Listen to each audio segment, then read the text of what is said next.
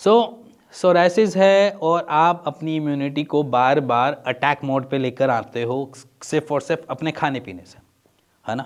तो आज मैं आपके लिए कुछ रिप्लेसमेंट लेकर आया हूँ जिससे आप अपने खाने को रिप्लेस कर सको सेम उसी से इक्विवेलेंट चीज़ों से जिससे आप यूज टू माने कि जिसकी आप आदी हो और आप उसको रिप्लेस नहीं कर पा रहे हो, तो ये कुछ चीज़ें हैं जिससे आप रिप्लेस कर पाओ। तो ये आपके पास चीज़ें हैं जिनको आपने अवॉइड करनी है। आप पहले उनकी लिस्ट देख लो, क्योंकि मैं यहाँ पर लिस्ट इसलिए दिखा रहा हूँ क्योंकि अगर मैं बोलूँगा तो आप लिखो तो पाओगे नहीं, बल्कि अगर मैं स्क्रीन पे दिखा दूंगा तो आप स्क्रीनशॉट जरूर ले लोगे।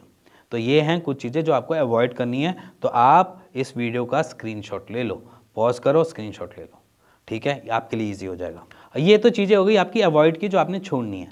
अब यहाँ पर आती है बारी रिप्लेसमेंट की।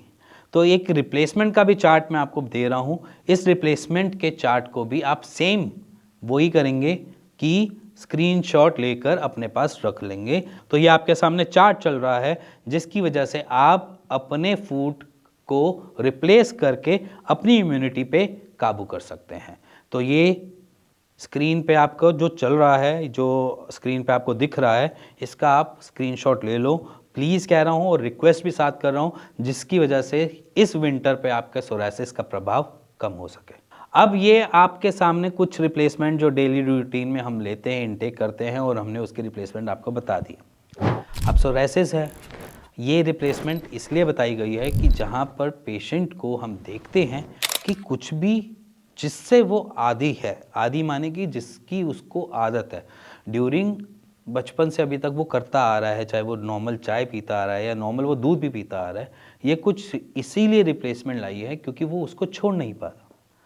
वो छोड़ नहीं पा रहा तो वो क्या करता है, वो नॉर्मली कहता है थोड़ी सी तो पी रहा हूँ, आधा कप ही तो पी है, दूध रात को ही तो पीता हूँ, थोड़ा सा गर्म करके ही तो पीता हूँ, क्या ही फ़र्क पड़ता है, दूध तो अच्छा होता है, हेल्थ बोन देता है, बोन में कैल्शियम देगा, ये देगा, 100 चीज़ें होती हैं उनकी माइंड में चलती हुई। और जब वो ऐसी चीज़ें सोचते हैं और वो इनटेक भी करते रहते हैं तो उससे हमें आती है ट्रबल। हमें कैसे?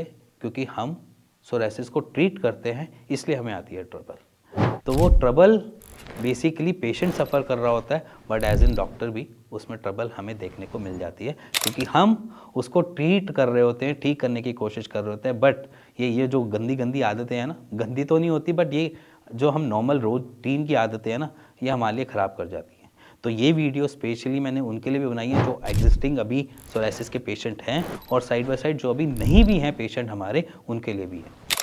क्योंकि जो नहीं है उनके लिए तो आज ज़रूरी है, क्योंकि यहाँ पर तो हम अपने पेशेंट को गाइड कर देते हैं कि भैया ये चीज़ ऐसे नहीं, ऐसे नहीं, ऐसे कर लो, इस तरीके से कर लो, ये कर लो।